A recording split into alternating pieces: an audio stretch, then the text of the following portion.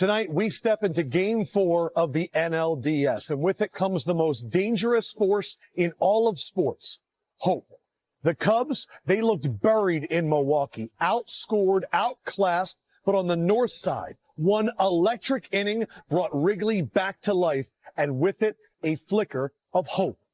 The Phillies, written off in their own ballpark, shut down, left for dead, until a thunderous swing from Schwarber shattered the silence. Now their ace takes the mound, and the boys in powder blue dare to hope. What felt finished is alive. What felt inevitable is uncertain. Game 4 isn't just survival. It's a chance to turn hope into history. And it all begins right now on TBS. The NLDS, Game 4, all kind of drama dripping right now. What more can you ask for? They know us, we know them. Both teams come out firing. Michael Busch, a leadoff bomb once again. To be able to set a tone like that, that's so huge. Pete Crow Armstrong delivers. We put together that really beautiful inning and it held up. The Chicago Cubs stave off elimination. It's a heavyweight battle, and we're going to keep fighting anything that we can get. Schwarber going to send one way out of here. The Phillies answer back in Game 3. We're up 2-1 with glass going, so I feel good with where we're at. We got the group of guys to pull ourselves out. We're going to have to really play our best to do it.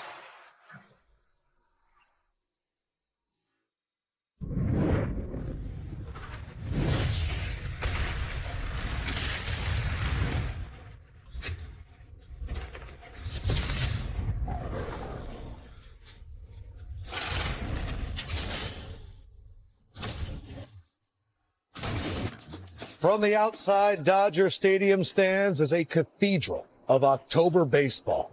But inside tonight, there's an uneasy silence. Not because Schwarber hit 2 home runs last night, because where are the fans? What is going on right now? It is NLDS Game 4, and we have business to take care of. But I know where people are, right here in Studio D in Atlanta, Georgia. It is MLB on TBS leadoff, presented by Vanda Pharmaceuticals.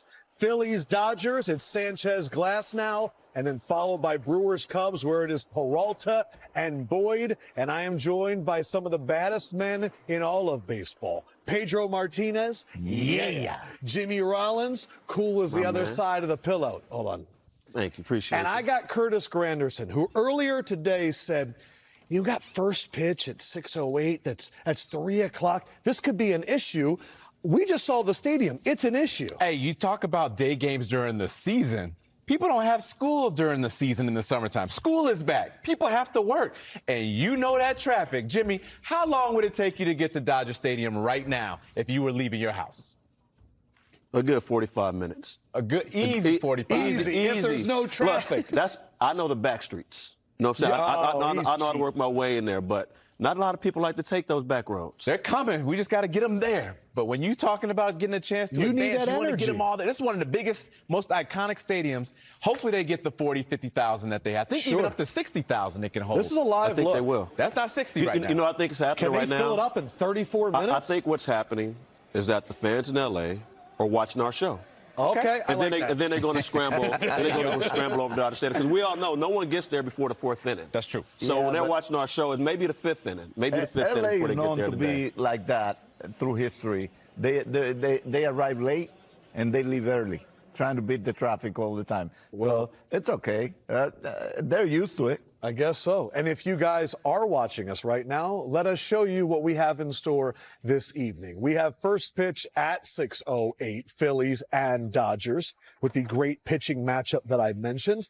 And then we go to Wrigley at 9:08, where the Cubs, they were able to take one of those games, advance, and they'll see if they can send it back to Milwaukee. The big story heading into Game 3 last night was, could those first 3 bats come alive? Trea Turner, Kyle Schwarber, and of course, Bryce Harper, and boy, did they. They all lit it up. Schwarber hit 2 home runs. Bryce Harper running the base path, forcing that overthrow, him scoring a run, Trea consistently going.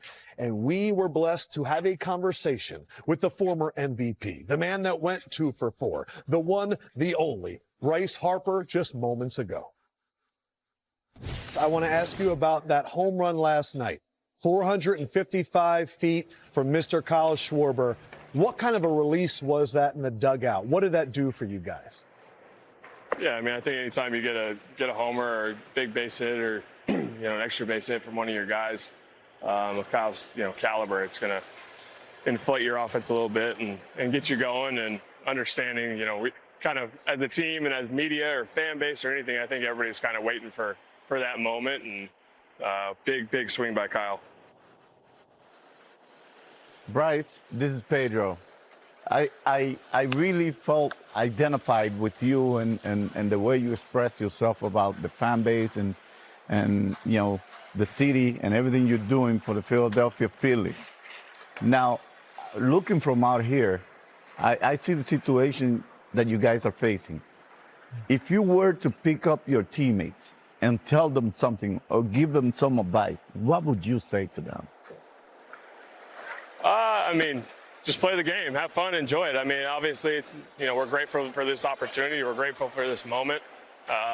It's something you dream about. Obviously, playing in the postseason and doing the things you need to do, and just play the game. That's it. That's all we got to do. So just play the game. Bryce, what's going on? This is Grandy, and I see you grabbing the bat right there. So from an offensive standpoint, of course, you guys have veteran hitters, but you got one of the most optimistic hitting coaches over there in Kevin Long. What's been the messaging from not only him, but you and the rest of those veteran hitters in terms of going into yesterday's game and again today? Yeah, just not trying to do too much. Understanding, just go out there and play our game, and if each guy can just do their job, understanding what that job is, what that task is at hand, understanding, each guy and what they need to do, just each guy doing their job. I think that's the biggest thing. Not trying to do too much and understanding it's, just each guy doing their job. Bryce, what's going on, man? J-Roll here. J-Roll, what's up, baby? What's up, big dog? You good, man? Good, man, good. Look, you've been around a long time, and you've played a lot of baseball, and there are some games that you win, right? And it's just another win in the book. And there are some games that happen, and it's like, here we go. The momentum has shifted. This is what we've been waiting for. On the outside, that's what it felt like last night. Not only was it a win, you beat Yamamoto, who hadn't given up a run in 24 innings, but you kept adding on. It wasn't just, let's get ahead and hold on. It's, let's keep adding on. What does that feel like when, from the outside, and I hope it's that way on the inside, when that moment happens? It's no longer waiting for it to happen. We're going to make it happen. Yeah, I mean, obviously it's a really good team over there. I mean, they got great starting pitching. They're a good team, 1 through 9. They're a great lineup. So you got to respect it. You got to understand they're going to be a good team. And we're coming out here. We're playing in their ballpark and understanding, like I said, it's a really good team. But we love playing here in LA. I think a lot of teams love coming out to the West Coast. And I mean, I think a lot of us, enjoy the weather, enjoy the sunshine, and we just got to play our game, right? I mean, they are who they are. They're the world champs for a reason, and but our goal is to go 1-0 today. That's all we can control. That's all we can take care of. You can't control where the ball goes. You can't control things that happen during the game, but you control playing hard, playing the right way, playing the game under control, and doing the things you do to win a ball game. So we just got to go do that, go 1-0 today, and that's all we can worry about. We can't worry about Saturday or tomorrow or anything else. Got to play our 27 outs and understand, we're a dang good team, and, that's why we're in the position we are today and in the postseason.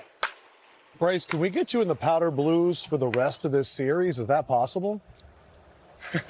Let's win today. Okay. What are we working on in the cage right now? I'm bunting right now. Bunting. We're not going to see that tonight, I don't think. Bryce Harper. You don't know. Just might. But just might. Bryce Harper, thank you so much. Oh, man. Hey, I just want to remind Bryce. Yes. We've had him on, and he's had a 3-home run game. Okay. Oh, shoot. Yeah, that's all I'm saying. It's something about us and Bryce that seems to work out. So I'm just telling you what I'm expecting.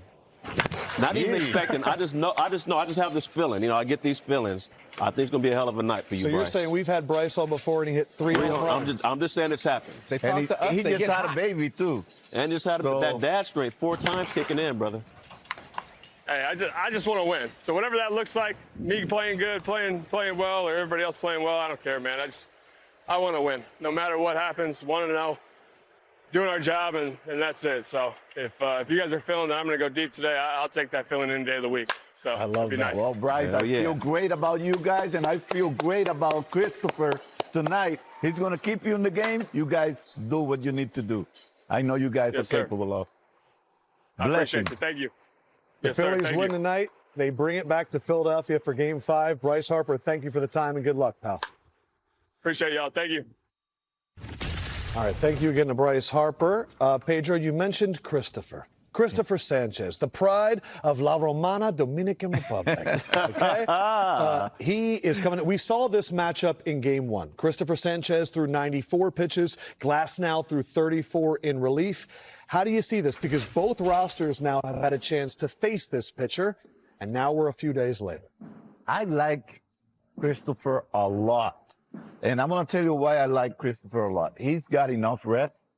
I think coming off a game where the bats were alive and all that. And this kid has shown everybody this year that he's a Cy Young type of pitcher. Now, the big game is not going to intimidate him. Forget about the results he had in the last game because he kept his team right on the edge of winning everything. If they were to be the guys that they were last night for just 2 innings, he would have probably blanked the Dodgers because the Dodgers were going to fall right away. But one thing about Glasnow, though, the last time he pitched was in relief. Mm-hmm. I didn't see the command that I would love to see from Glasnow. I think he's primarily a 2-pitch pitcher, hard fastball with a over-the-top breaking ball. And he wasn't really in command. And then this little time that he had to rest, he's going to rely a lot on the fastball, and he needs to have a sharp breaking ball. And that's where I'm afraid he's going to struggle. Because if you don't feel the breaking ball, as hard as he throws, you're going to be in trouble all night because the Philadelphia Phillies can really jump on a fastball. Some stats that really shocked me, Grandy, about Glasnow. 0-4 in his last 6 postseason starts. Has not recorded a win as a starter since the ALDS in 2020. So that's 5 years ago. And his worst start this season was against the Phillies in April. He was great in Game 1. Those just shocked me when I looked at them. Yeah, it's interesting when somebody has been so dominant during the regular season and then you get to the postseason, you go, okay, what is it? What might be missing? What's not clicking there? And to Pedro's point, could coming out of the bullpen and then starting a game be part of the reason why he just can't get in the rhythm? We'll see tonight. Now he's back into a comfortable situation and he'll be starting. Shohei Ohtani, Jimmy Rollins, 4 of 19 against Sanchez in his career with 9 Ks. He's had a rough series thus far. You expect him to stop that tonight and get a hit? Not tonight, not with a tough customer like Sanchez on the mound. He has a game plan for Shohei. Shohei hasn't seemed to figure him out, but more than anything, Shohei just seems like he's not who Shohei is at the plate, who we expect him to be. He's swinging hard at pitches in the zone, and he's missing them, and he's chasing a lot. When Shohei's right, he's patient, and he's able to hit the ball out the opposite field until you start slowing the ball down, and he'll turn on it. He can hit any pitch that you throw up there at him. Right now he isn't. You see his front shoulders flying off bad, which you don't see from Shohei when he's good. But when he's bad, he stays in those stretches for a long time. And it goes to question like this time of year, he knows his role is probably more important as a guy on the mound, but he still is expected to show up out in the box. He has depth in that lineup that it doesn't seem as bad as the stretch is, but he knows himself he hasn't been on base. The Dodgers know that. And we saw it in the Cubs game. It's easier to hit with guys getting on base. When Shohei goes, that team goes, but he hasn't gone. And we've seen the Dodgers come up with big hits late in the game, and we highlighted it yesterday. 1 through 5, they're not doing anything. So if the Phillies can jump on them, Sanchez can keep Shohei, from getting on base or that loud bat sound, I think they have a good chance of taking this game. All right. Trea Turner and those guys turned it around in yesterday's game. Can the top of the lineup for the Dodgers turn it around? I will say the Hernandez brothers, they are the 2 that can get after Sanchez, so we'll see. We're going to break down this matchup even more, and then after that, we're going to get to Cubs and Brewers. But Trea Turner was with Lauren Shahadi moments ago. Former Dodger, he knows a thing about playing in the ravine. Trea, I was watching you time your swing by the cage. What was your focus? Because the results last night were magic. Just keep battling. I feel like the swing's been really good, just kind of missing some pitches here or there. And, last night I felt like I got a few more in the zone, got some mistakes and had some success. How's the hamstring? You said you wouldn't know how it was until you test it full speed in a playoff game. Yeah, I stole base, I think, game 2, and kind of forgot about it. I think that's a good sign when you're kind of just playing baseball and reacting. So feel good and trying to use that speed. Tell me about the meeting before game 3. What was said? I won't tell anyone, I promise. I feel like everyone loves the meeting talk. They love the to make it a story, but it was super simple. It's what we all kind of already knew, is just win today. There's no tomorrow without winning, game 3. So we gave ourselves another chance, and we got to do it again today. Someone just said Kyle Schwarber hit the ball to the moon, and then it worked. Yeah, that's a good game plan. If he wants to do that again, that'd be great. Powder Blues for life, yes, Trey? Yeah, why not? Good luck. Thank you. On that Schwarber home run, JT Realmuto said one swing can lift the weight of the world off a team, and that's what he did. The guns are out for Castellanos. We're closing in on game 4.